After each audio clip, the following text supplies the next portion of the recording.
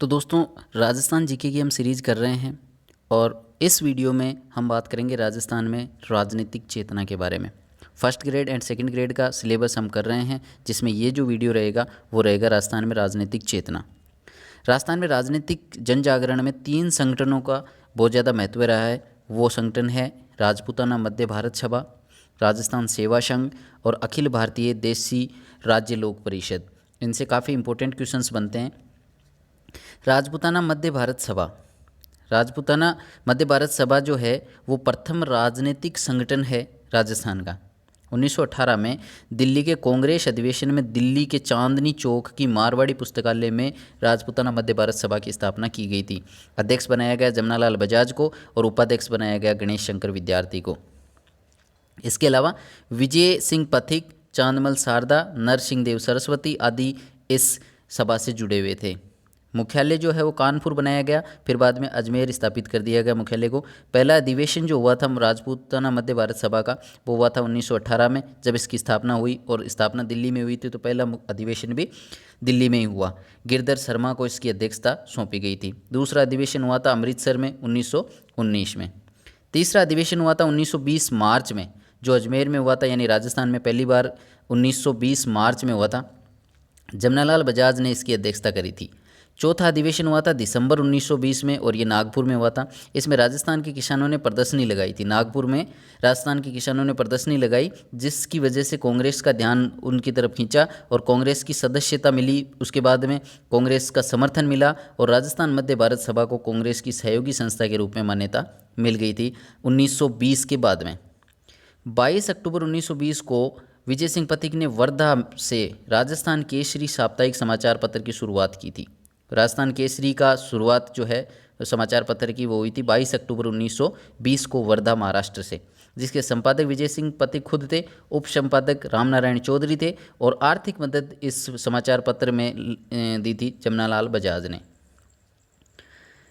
इसके बाद में दूसरा जो है वो है संगठन राजस्थान सेवा संघ, जिसकी स्थापना 1919 में वर्धा में करी गई थी। विजय सिंह पथिक, रामनारायण चौधरी और हरि भाई किंकर, इन्होंने स्थापना करी थी इसकी। केसरी सिंह बारट और अर्जुनलाल सेठी भी जो है इनके सदस्य थे।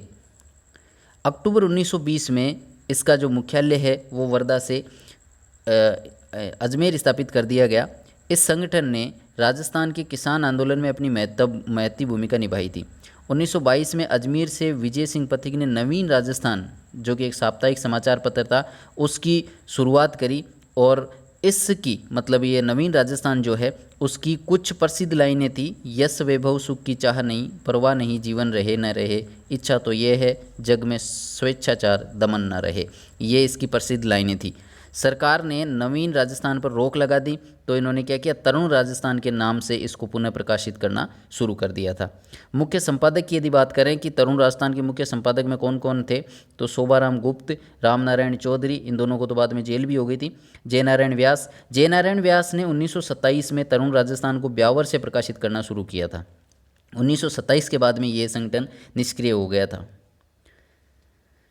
अखिल भारतीय देशी राज्य लोक परिषद, ये हमारा तीसरा संगठन जिसकी हमने शुरू में बात करी थी। अखिल भारतीय देशी राज्य लोक परिषद की स्थापना हुई थी 1927 में मुंबई में।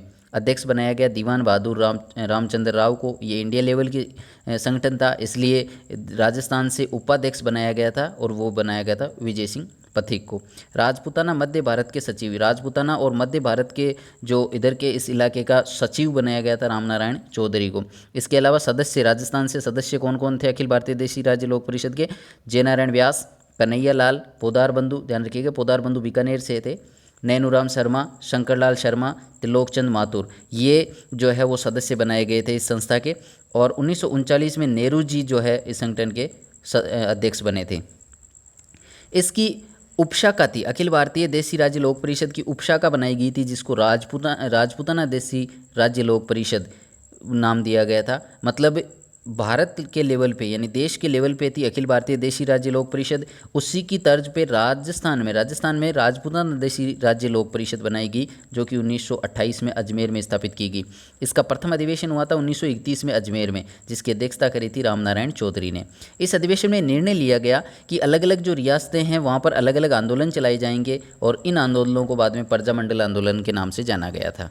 1938 में कांग्रेस के हरिपुरा अधिवेशन में प्रजामंडल आंदोलनों को कांग्रेस का समर्थन मिला। कांग्रेस ने समर्थन कब दिया था? तो दोस्तों ये वीडियो था हमारा राजस्थान में जन चेतना, राजनीतिक जन चेतना के बारे में। आई होप आपको ये वीडियो पसंद आया होगा। यदि पसंद आया है तो आप लाइक कर सकते हैं, अपने फ्रेंड्स के साथ में शेयर कर सकते हैं। यदि आपने चैनल को अभी तक सब्सक्राइब नहीं किया है तो डू सब्सक्राइब द चैनल। मिलते हैं अगले वीडियो में, तब तक के लिए टेक केयर, बाय बाय।